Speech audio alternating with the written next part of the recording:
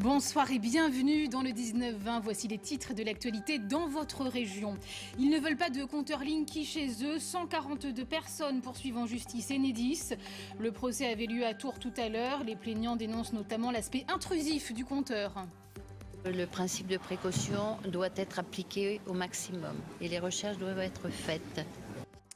Ils sont donc 142 particuliers de notre région qui assignent en justice Enedis car ils refusent l'installation d'un compteur Linky à leur domicile. L'audience avait lieu tout à l'heure au tribunal de grande instance de Tours. Sur place, Bérénice Dufay avec Vincent Laugereau.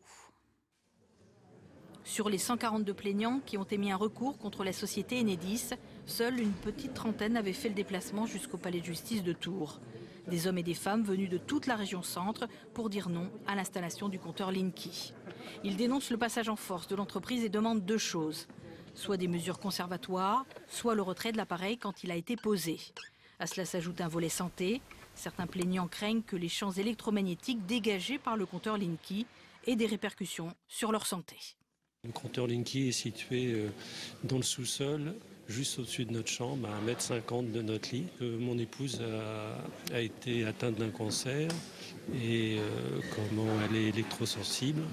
Et donc on ne veut pas prendre le risque d'avoir un appareil qui est en capacité de la mettre dans une situation difficile pour sa santé. L'audience ce matin aura duré plus d'1 heure et demie. Argument contre argument.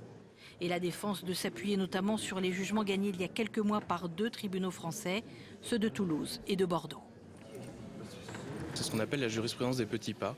Il y a un premier pas qui a été fait à Toulouse, le TJ a reconnu l'existence d'un dommage imminent pour les personnes malades. Le TJ de Bordeaux a reconnu l'applicabilité du principe de précaution, qu'aujourd'hui il faut étendre à toute personne, parce qu'on ne doit pas attendre de tomber malade pour bénéficier du principe de précaution. Des arguments qui ne tiennent pas pour l'avocat chargé de la défense d'Enedis, des demandes jugées non recevables car non argumentées sur le plan scientifique.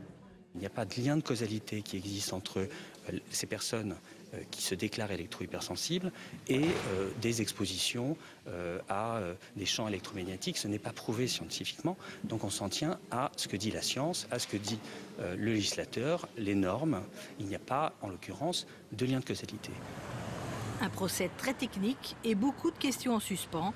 Le délibéré est attendu le 30 juillet.